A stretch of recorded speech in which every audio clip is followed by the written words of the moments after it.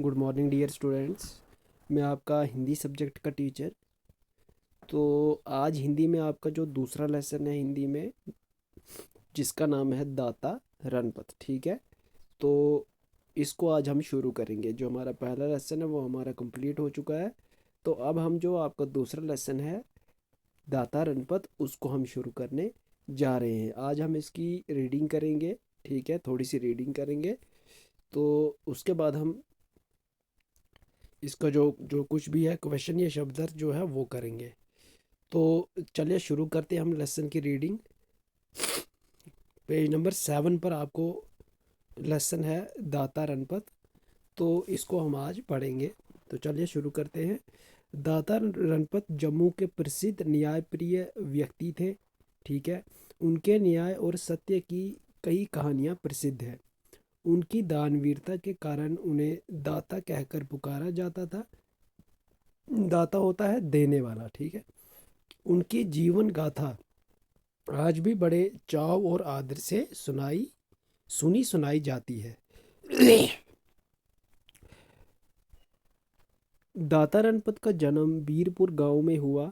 बीरपुर जम्मू से लगभग 20 किलोमीटर की दूरी पर है।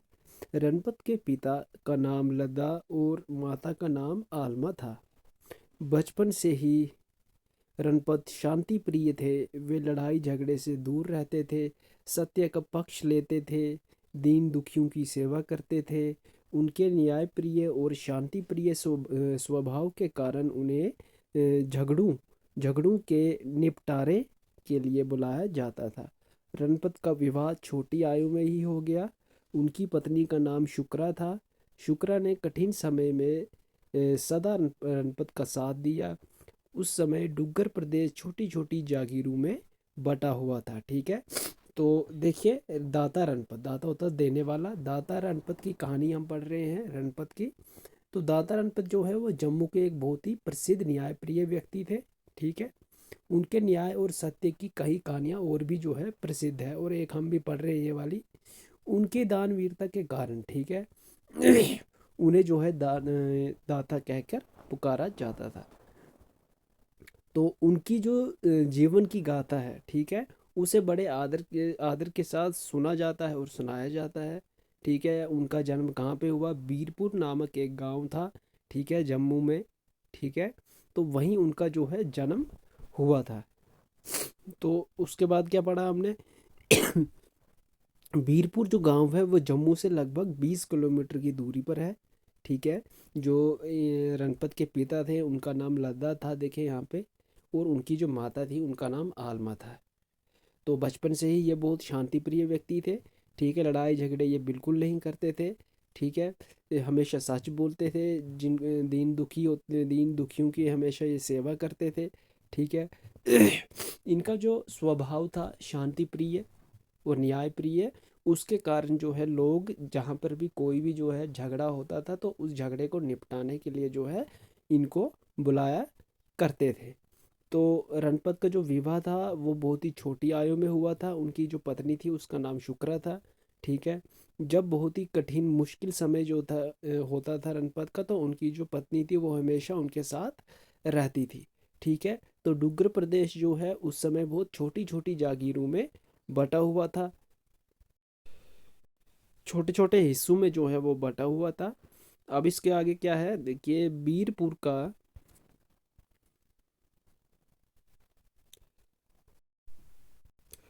जागीरदार बागी चाड़क था। वे बड़ा अन्यायी, कपटी और दुष्ट था। उसने छल कपट से अपने संबंधियों की भूमि हथिया ली थी। ठीक है, बीरपुर ये क्या कहते हैं, जहाँ के रणपत थे, तो वहाँ का जो जागीरदार था उसका नाम था बागी चाड़क। ठीक है, वो बहुत ही दुष्ट था। ठीक है, अन्याय करता था, सबके साथ धोखाधड़ी करता था, छल कपट धोखाधड़ी करता था।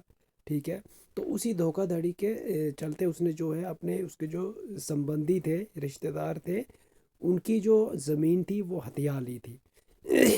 इस कारण बागी और उनका झगड़ा चल रहा था। ठीक है, जो उसके रिश्तेदार थे बागी चाड़क, उनके बीच और बागी चाड़क के बीच जो है झगड़ा चल रहा था, क्योंकि बागी चाड़क ने जो है धोखेधड़ी से जो है उनकी भूमि जो है वो हथिया ली थी, उनकी ज़मीन। दाता रणपत बीरपुर के सरपंच थे, ठीक है। तो जिस गांव में रणपत रहते थे, तो वो सरपंच भी थे वहाँ के, ठीक है। बागी के संबंधियों ने रणपत को झगड़ा निपटाने के लिए बुलाया। बागी को अपने बल और जागीरदारी पर घमंड था। वे समझता था कि रणपत उसका समर्थन करेगा। माता आलमा ने बेटे रणपत को बागी के झगड़े में ना पड़ने के लिए कहा, परंतु रणपत ना माना। उन्हें अपने न्याय और लोगों पर पूरा विश्वास था, ठीक है। विश्वास था। बामनादी बड़ी बड़ी ब्राह्मणा में बागी तथा उसके संबंधियों के 12 परिवारों के लोग इकट्ठे हुए। सभी ने सभी ने तिनके धारण कर सौगंध खाई कि वे रणपत का निर्णय मान लेंगे।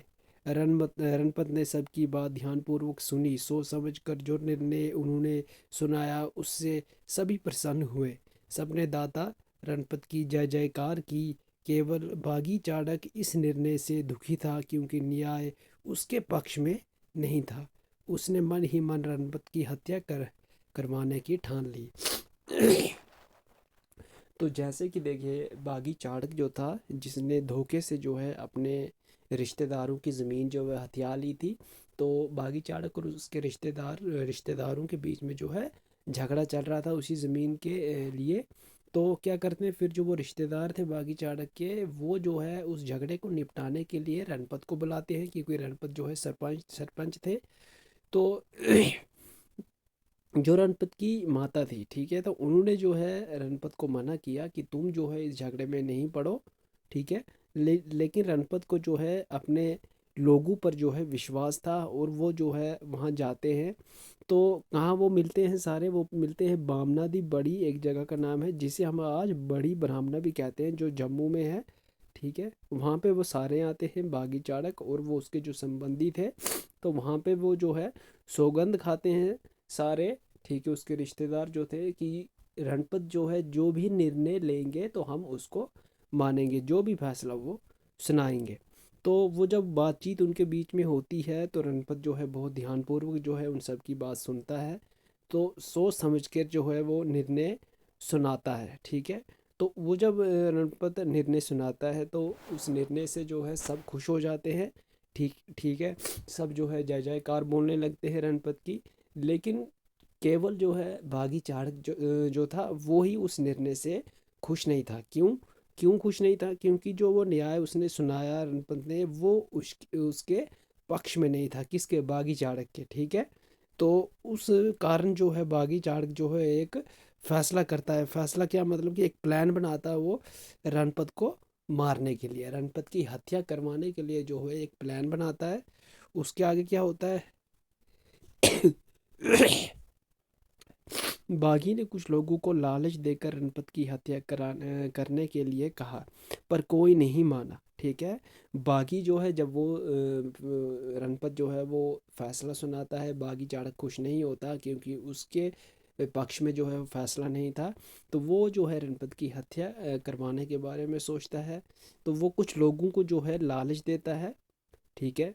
तो कि आप जो है रणपत की हत्या करो, लेकिन कोई भी नहीं मानता, क्योंकि सारे जो है रणपत की ही साइड थे, क्योंकि रणपत जो है बहुत ही अच्छा व्यक्ति था, ठीक है। फिर क्या होता है, वहाँ हेड़ी नाम का एक बदनाम जाट रहता था, ठीक है। बागी ने उसे बुलाकर पुरस्कार का लालच दिया, पर हेड़ी ने भी रणपत की हत्या करने से इनकार कर दिया। रणपत के मौसेरे भाई उससे द्वेष करते थे, ठीक है। बागी को इस बात का पता चल गया।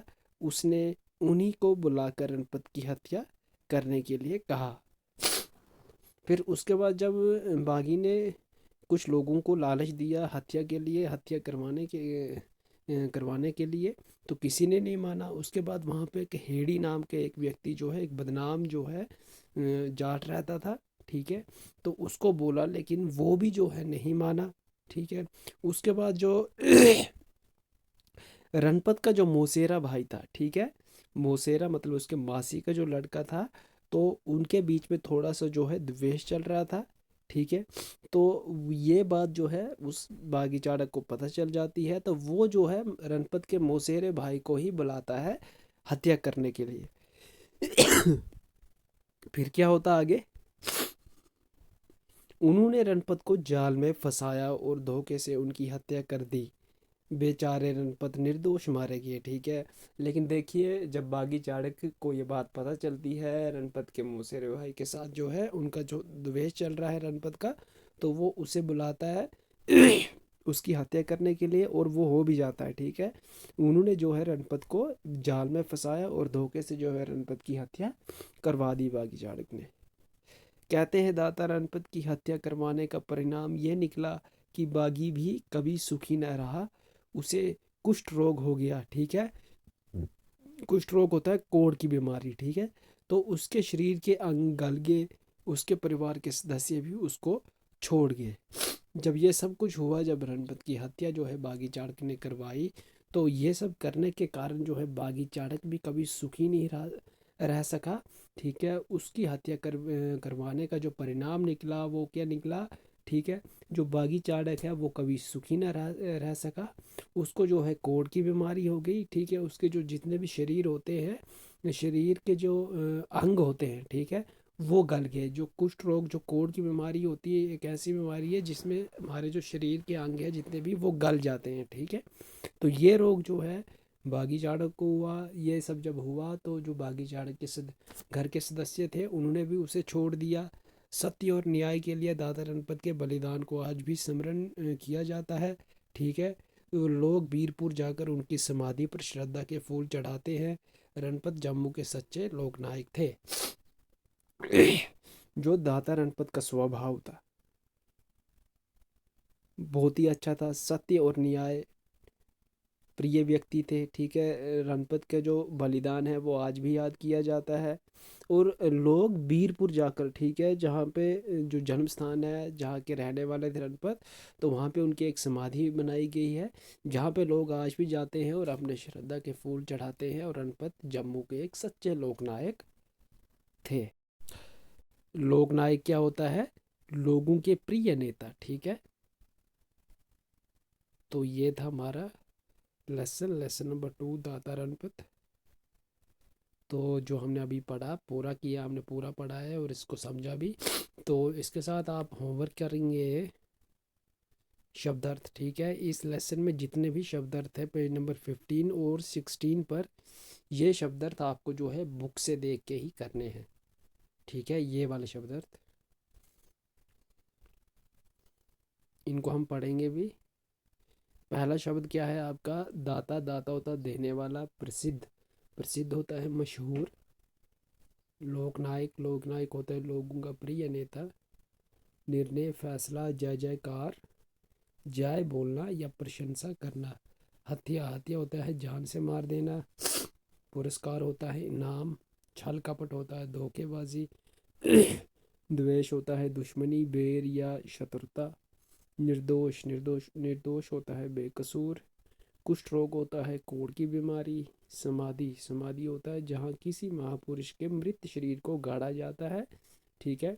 कपटी, छली या धोखा देने वाला।